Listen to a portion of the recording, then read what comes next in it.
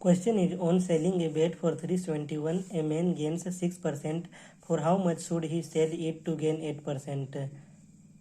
एक आदमी है, उसे 371 रुपीज़ मिलता है अगर वो 6% के प्रॉफिट के साथ में बेचता है। अगर वो 8% की प्रॉफिट के साथ में बेचेगा तो उसे कितना प्राइस मिलेगा, कितना सेलिंग प्राइस होगा। उसका सेलिंग प्राइस 371 है जब उसका गेन परसेंट 6% है, और उसका गेन परसेंट जब 8% होगा तो उसका सेलिंग प्राइस कितना होगा। इसके लिए हमें पहले 371 के जो सेलिंग प्राइस है उसे यूज करके और गेन परसेंट 6% को यूज करके कॉस्ट प्राइस को निकाल लेंगे। फिर उस कॉस्ट प्राइस में 8% ऑफ जो कॉस्ट प्राइस है उसे प्लस करने पे हमें न्यू सेलिंग प्राइस मिल जाएगा। तो शुरू करते हैं। सेलिंग प्राइस पहले लिख लेते हैं, सेलिंग प्राइस, इसे हम SP1 मान लेते हैं। ये जो पहला जो सेलिंग प्राइस था इसे SP1 मान लेते हैं। जब 371 है, जब 6% का प्रॉफिट उसे हो रहा था। गेन परसेंट 6% है, और कॉस्ट प्राइस हमें निकालना है इसका, और न्यू सेलिंग प्राइस भी निकालना है। न्यू सेलिंग प्राइस निकालना है, इसे हम SP2 मान लेंगे। और न्यू गेन ये है हमारा 8%। No gain percent is equal to gain by CP into 100 होता है, और जब लॉस परसेंट होता है तो लॉस बाय CP इंटू 100 होता है।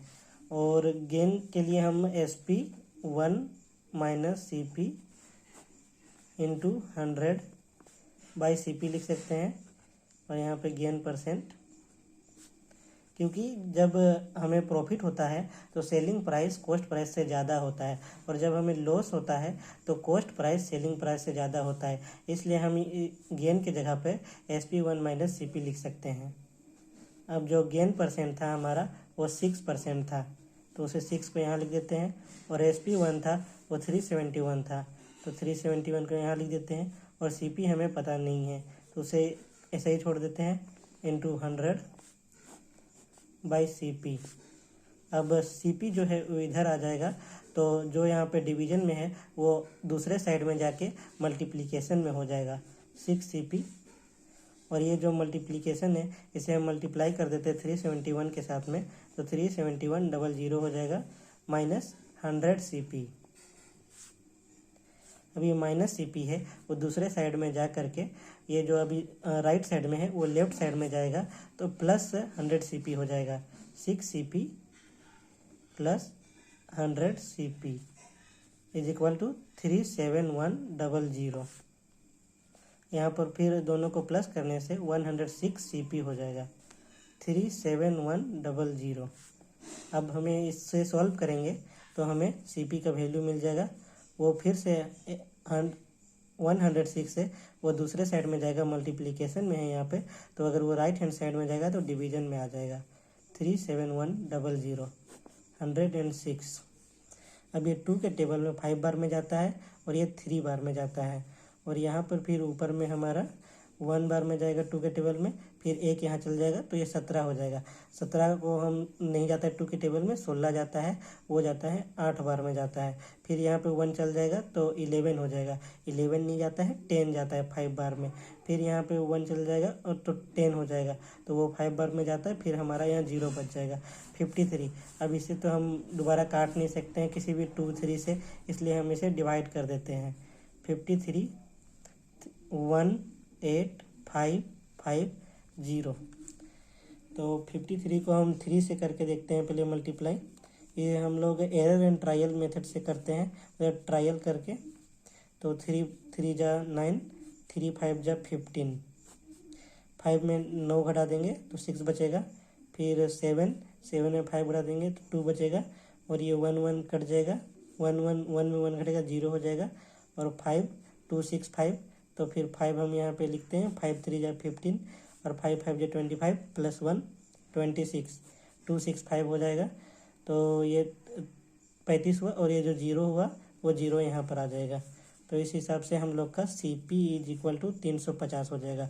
कॉस्ट प्राइस हमारा निकल आया 350, उसमें अगर 6% का प्रॉफिट होता है तो सेलिंग प्राइस 371 है, और अगर 8% का प्रॉफिट होता है तो कितना हमारा जो सेलिंग प्राइस होगा वो निकालना है।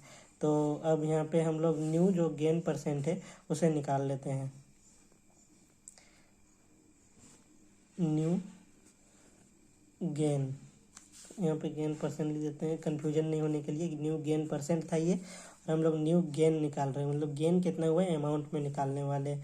जैसे कि ये अमाउंट में है 8/100 इंटू सी पी।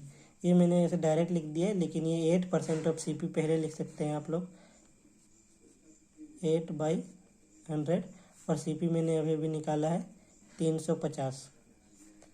ये इससे कट जाएगा, ये 2 बार में, ये 5 बार 7 सॉरी, ये 2 बार में कटता है 5 के टेबल में, और 35 7 बार में कटता है। फिर ये 1 बार में कटा, ये 4 बार में कटा, 4 7 जा 28। तो हमारा जो न्यू गेन है, जो 8% का गेन है, वो कॉस्ट प्राइस का बोलते हैं 8% है, वो 28 है। कॉस्ट प्राइस का 8% 28, जो कि हमारा न्यू गेन हो रहा है 8% प्रॉफिट के साथ में हो रहा है। तो अब प्रॉफिट को हम लोग कॉस्ट प्राइस में प्लस करके सेलिंग प्राइस निकाल सकते हैं, न्यू सेलिंग प्राइस। तो SP2 is equal to new gain plus cost price. New gain 28 plus cost price 350 था, 8,257,371।